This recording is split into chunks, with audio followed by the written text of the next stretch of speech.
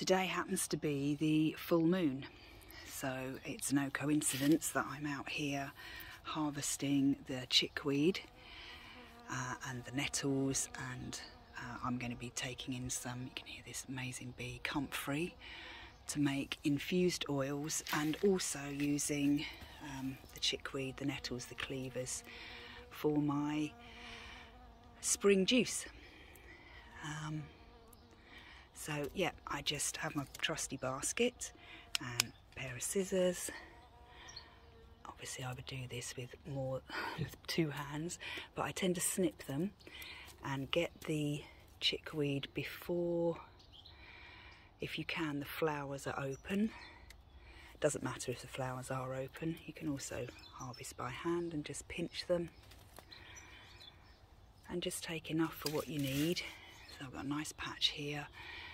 Got another couple of patches in the front garden, but you can see how the leaves vary. So this is quite a shady area, and these leaves are quite big, and then on some of them that are more in the sunshine, or you can see down here, these leaves are quite tiny. So this is a patch in my front garden. You can see I've been harvesting her over the last week or two. And we have another patch growing up in here, and these are just, you can see I haven't got any that are out in flower. It's not quite warm enough or late enough in the day that the flowers are just starting to come out there. And then we'll go over to my chickweed. No, not chickweed, cleavers. There we go, so here are cleavers. You can see all the little tiny hairs on there that will act like that bottle brush, that lymphatic cleanser. Here is plenty of lemon balm growing up. Now this looks like it might be chickweed, but it's not. The leaves are much paler, tinier, they're sort of serrated. I can't remember what it is, speedwell or something. And it probably has a herbal use, but this is not what we're working with at the moment. So I'm going to harvest this chickweed and then go get some nettles. Haven't got so many in the garden this year yet. You can just see there's a few coming up in there amongst the feverfew. So I will get these harvested and then take them in the house to make juice and infused oil. Typically your herbal plants come up where you probably don't want them. So I've got a stack load of motherwort coming up here, and also I've just harvested some of these. The nettles are right in the middle of my vegetable patch. So, but sometimes they just want to be where they want to be. I certainly didn't plant them there, but it makes very convenient harvesting. So I just have to let them be, let them do their own thing. They're certainly flourishing. So after I've harvested the herbs, I tend to wash them. I give them a good rinse out here, and then I let them drain. And then I'm just going to go through and remove anything that shouldn't be there, like blades of grass, any other random bits of leaf. These little brown bits stuck on the, you don't really want, there's no, you can see it, there's no energy, there's no vitality in these pieces. So anything that's a bit brown and a bit funky looking, I'm just going to take off, and then I'm going to dry everything on paper towels, and then we're going to work with it. Here is how I do my wild garlic pesto. So I've just blitzed it up in the NutriBullet, the garlic, the nettle, there's some cleavers in there, pine nuts, lemon juice, hemp oil. In this tray I've mixed a bit of parmesan with it, and these ones are plain. And I just freeze them in ice cube trays, and then once they're frozen, pop them into little freezer bags or a glass freezer container, and they're there ready to use whenever you need them. Easy peasy. And then you've got all the fresh qualities of the wild garlic and all of the other spring herbal tonics in there too. Obviously we wash for the obvious reasons of removing insects, of removing any debris, and also depending where you're foraging. So I know that I foraged this from my garden. There are there's no dog wee or anything over it.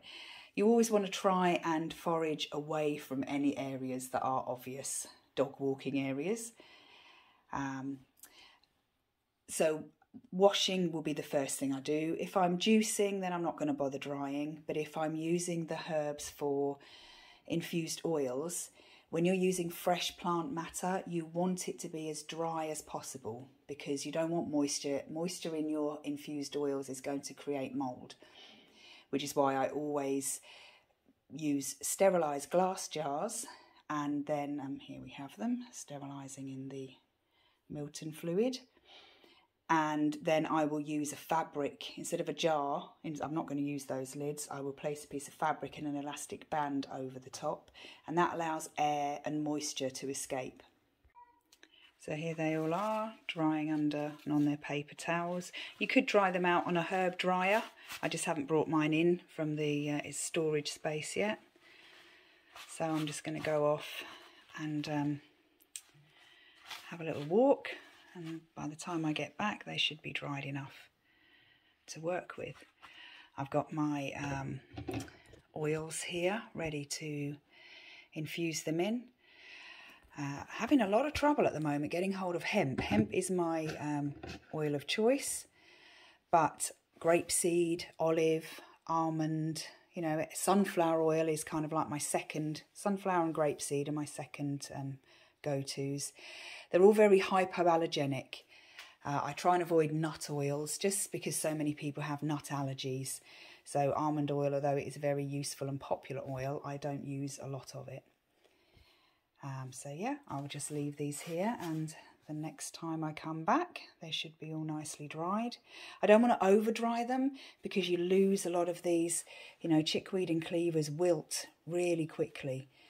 And so I don't want to lose that vital essence and energy that's within them. And obviously because I'm processing and harvesting on the full moon, we've got all of that moon energy, you know, encapsulated within the energies of the herb as well. Here I am processing the chickweed. So I just thought I'd show you how I do it. And I will do this for all of the fresh herbs that are going to go infused in oil. I always try and use organic carrier oils where possible, and I have my lovely mezzaluna that I just lightly chop. I'm not going to blitz it to pieces. It's just to release the energies and the saponins, all of those lovely saponins in the chickweed. And I'll almost fill. I'll put a little bit more in here. I don't want to overpack it. You need to let the oil settle throughout the herb. Good old masking tape label. They come off jars really easy. You want to make sure that you write down the date, the relevance, you know, the fact for me I'm harvesting it on this full moon to gather and harness those full moon energies. And then I'll do this will sit in a dark place for one lunar cycle. So the next full moon will be when I'll strain it and then make my balm, and I'll make it with beeswax or soya wax or, you know, whatever I'm going to use. So this is what I use to cover. Once the oil's in, nice little piece of thin fabric, elastic band on, tucked away in a dark place for a month. Check it every day for a few days just to make sure that the herb hasn't bubbled up to the top, that it hasn't soaked up the oil, so you might need to top it up with some more oil. And there you go, that's everything we'll be infusing for a month. So here is the chickweed that I've got left over from today's harvest, and that's just enough now that I can make a smoothie with. So whatever is left will be used to make a juice or a herbal tea. Yeah, I'll probably make a nice tea with the nettle and then juice up the cleavers and the chickweed. Probably throw a bit of nettle in there.